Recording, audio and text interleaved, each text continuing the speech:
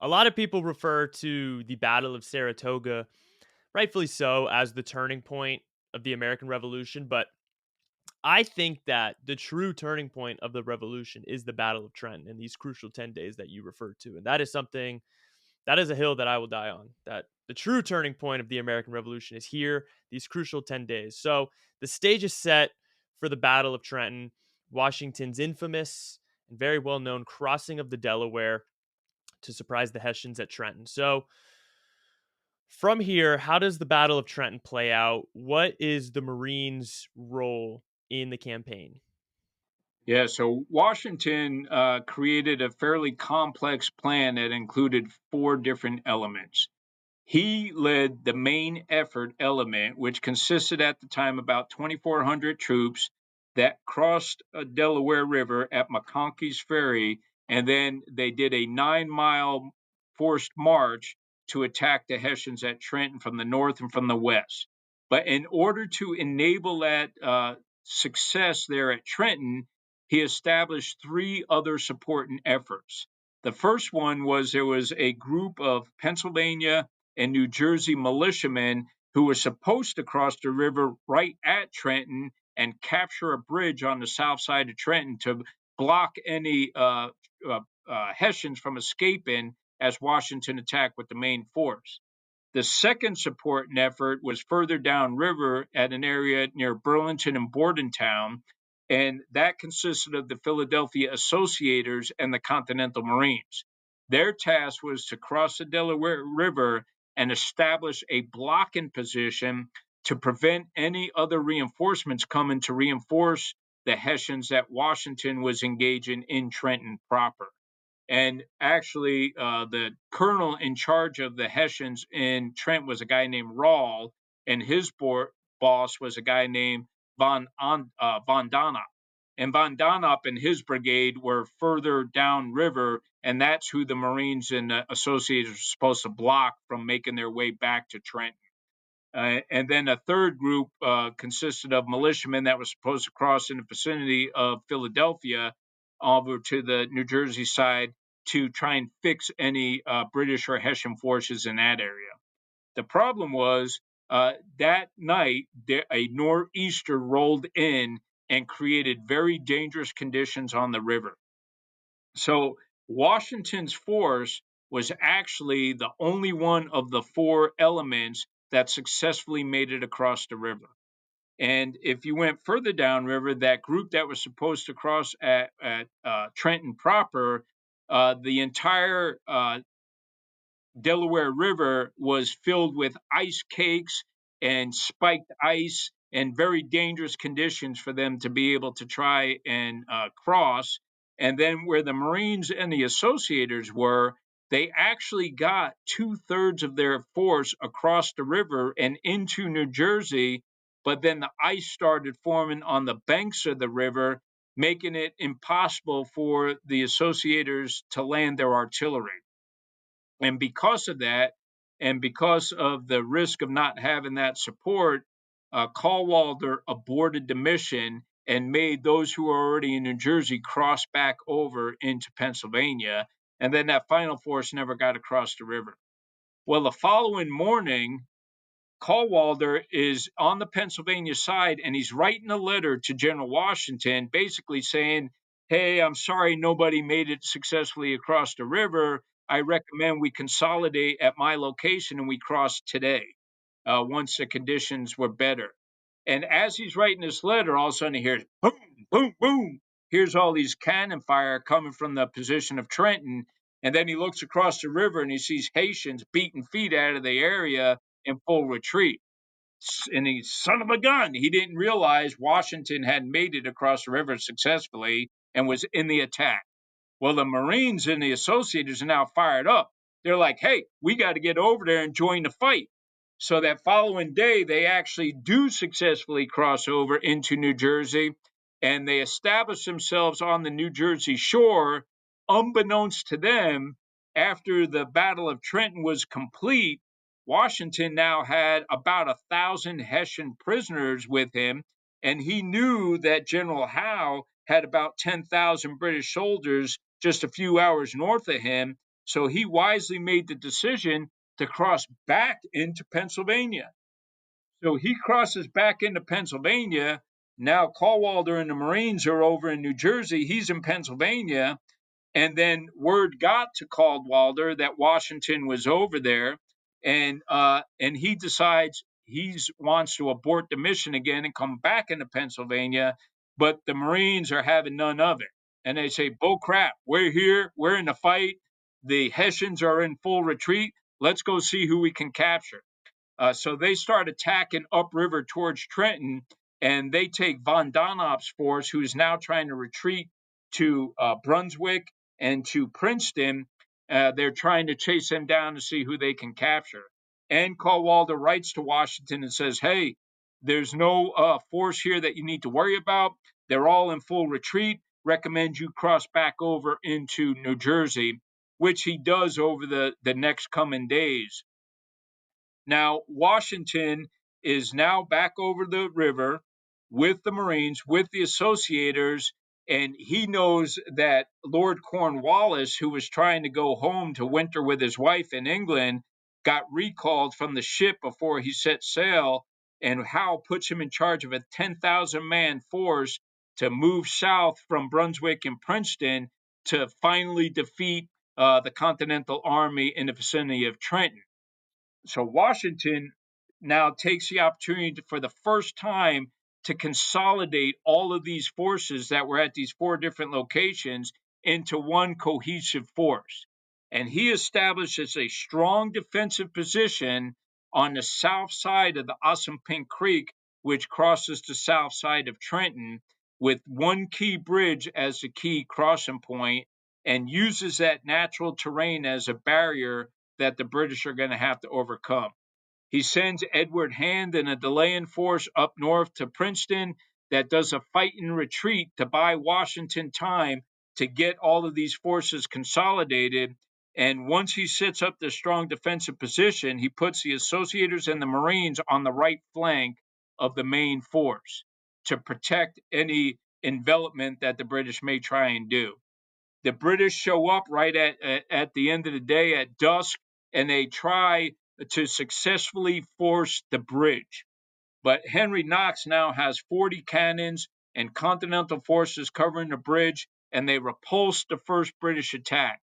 But Washington identifies that this is their point of main attack, so he pulls the Marines in and brings them into that main part of the fight, guarding and protecting that bridge.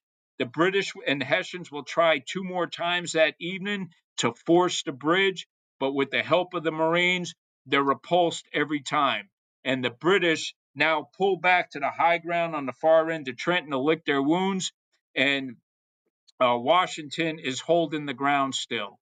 And there's a wise general named Erskine on the British side that talks to Lord Cornwallis, and they say, "General, I recommend we attack now, because if you don't be surprised if Washington is not there in the morning." And Cornwallis kind of waves him off and says, "Don't worry about it. We'll bag the fox in the morning." Well, Washington now has to make a key decision. He won the day, but does he remain in place with the understanding that he's outnumbered 2-1 by the British, and they will probably eventually force the line? Or they'll conduct an envelopment attack further upriver and hit him in the flank, and then he's got no place to go because he can't cross the river under fire from the British. So he can attack the British and take the initiative, but he knows he's outnumbered 2-1 and probably get defeated.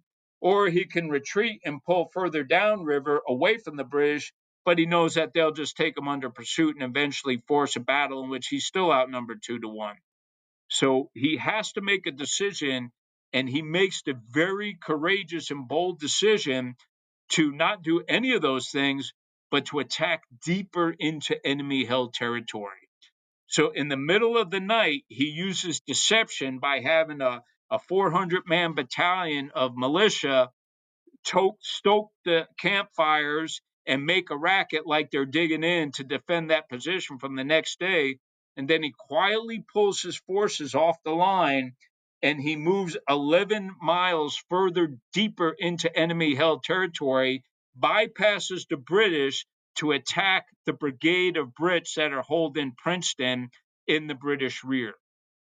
And there's a chance encounter that following morning in which the lead elements of the Americans and the lead element of that British brigade, who were under orders to move south to join Cornwallis for the final assault against the Americans at Trenton, they have a meet engagement in which the lead elements of both the Americans and the British begin a battle.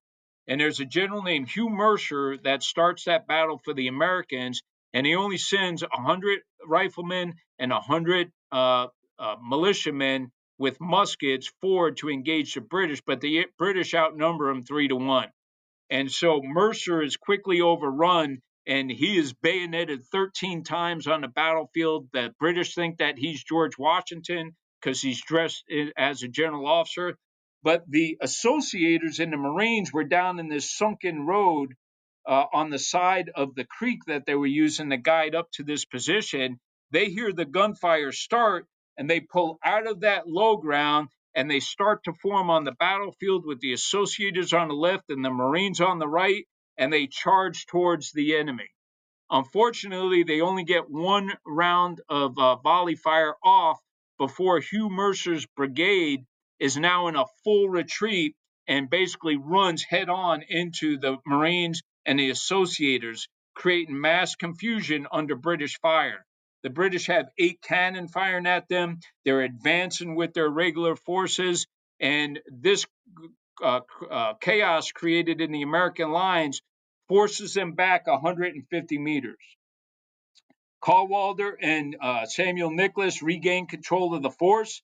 They turn them around, and at that decisive moment is that picture you see on the cover of Washington's Marines sitting beside you. That is the decisive point where General Washington arrives on the scene and he says, counterattack. And the Marines and the associators do that.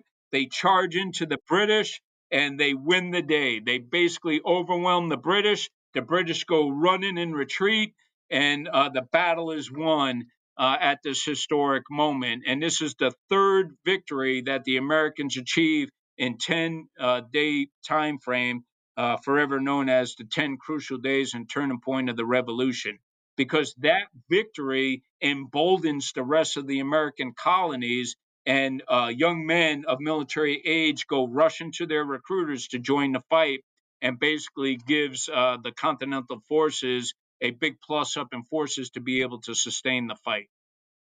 God, that is so incredible. I mean, you really know your stuff. That was very eloquently stated.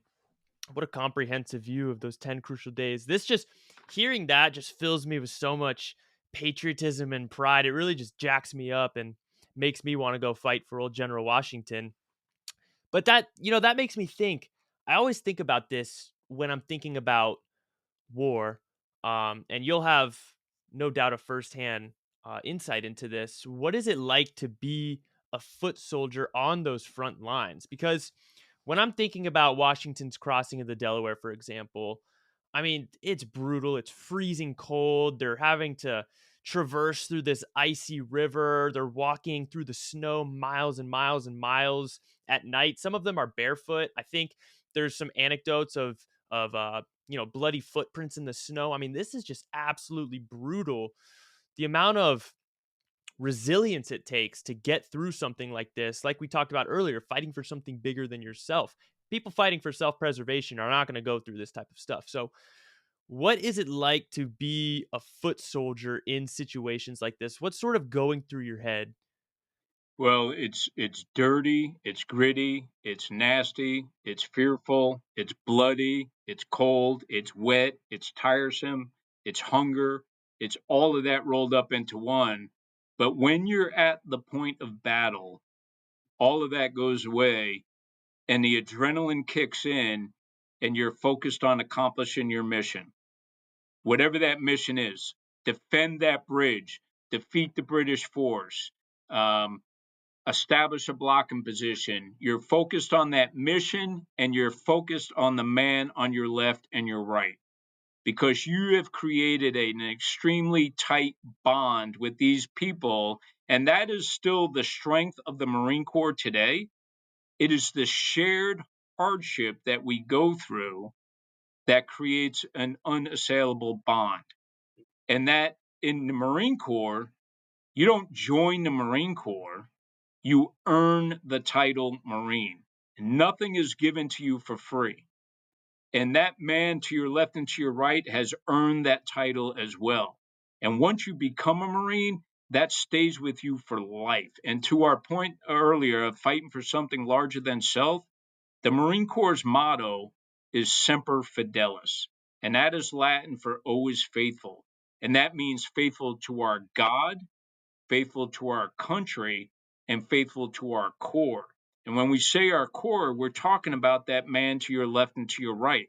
So when you're out there and you're tired, you're hungry, you're dirty, you're nasty, you're fearful, all you have to do is refocus on the mission and your fidelity to God, country, and core, and whatever at that moment resonates with you the most, that is what's going to help you persevere and be resilient on the battlefield. You know, there's nothing that creates a bond better than shared adversity.